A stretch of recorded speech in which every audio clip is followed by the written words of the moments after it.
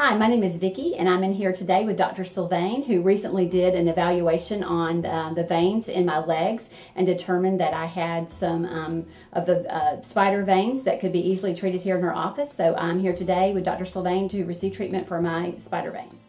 Hi, I'm Dr. Gayla Sylvain at Eagles Landing Skin Enhancement and Vein Center in Stockbridge, Georgia. Today we're going to be discussing sclerotherapy. Sclerotherapy is a procedure where we use solutions to treat spider veins, typically on the legs, but also on the face, breast, chest, any other area where a person may have spider veins. This procedure can be applied to treat those veins. What we do with this process is we actually take an FDA-approved solution that is designed to irritate the lining of blood vessels, which then causes them to shut down, which is the ultimate goal, to cause them to sclerose so that you no longer see them in the areas of treatment. Spider veins are the small red veins and blue veins that many people see, especially on the legs, also on the face, a common area. Most people will get spider veins, typically if they have a family history of spider veins, which may be the most significant risk factor. However, some women will get them even if they don't have a family history.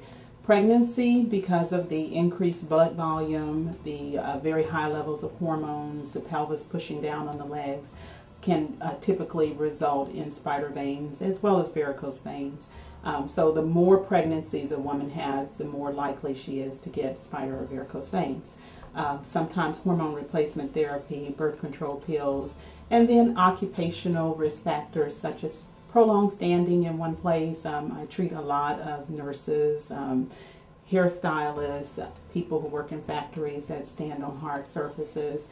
And that's because if you're not able to move around, you're not exercising the muscles, and not exercising the muscles in the legs make the blood pool, because the muscle is what pumps the blood back up to your heart.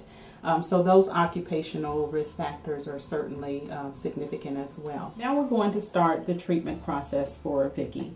What we will do first is start in one area of her leg, and we decided to start here on the front of her thigh, which is where a lot of her spider veins are concentrated.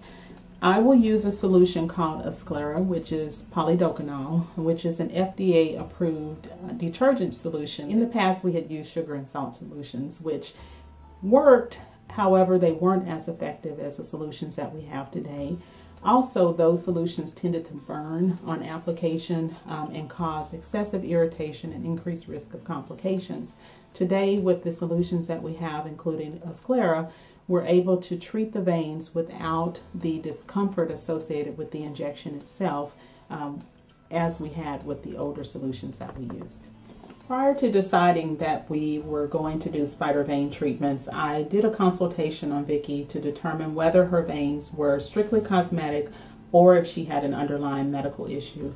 Because of some symptoms that could be associated with varicose veins and some veins that were under pressure, we proceeded to do an ultrasound mapping.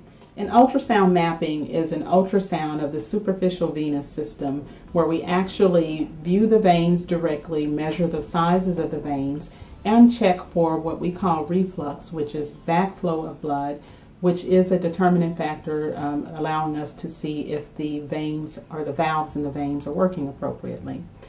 Many symptoms of varicose veins include leg heaviness, fatigue, achiness, swelling, restless legs, and sometimes skin changes or ulcerations at the ankle. What I do first is I have pre-drawn my solution into a syringe and diluted it to the concentration that I wanted to use. I use a stopcock, which I actually use air on one side and the solution on the other side, and we do something that we call foam sclerotherapy. And what that does is I place the air in the solution to foam the solution.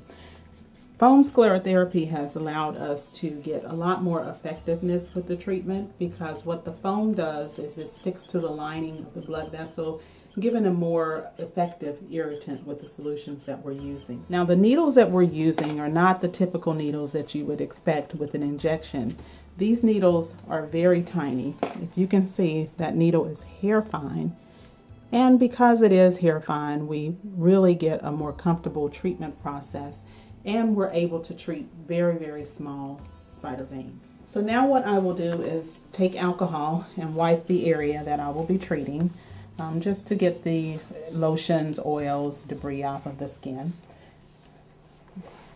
Then I will determine which area that I will start my treatment.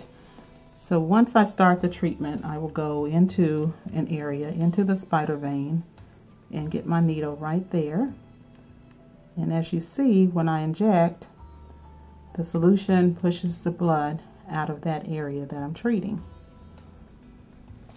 So those veins that were there are gone. As you can see, these veins are all connected. So when I injected here, it covered this entire area. A lot of people are concerned because they feel that you may have to inject each and every vein, but that's not the case because they are connected. You inject an area. So what I will do is go to a different area here and do the same thing and push the blood out of that vein. As you can see, it's being pushed out. And now that area is sufficiently treated, so I've treated that entire area. And then I will keep moving on and go to a different area. We'll come right here.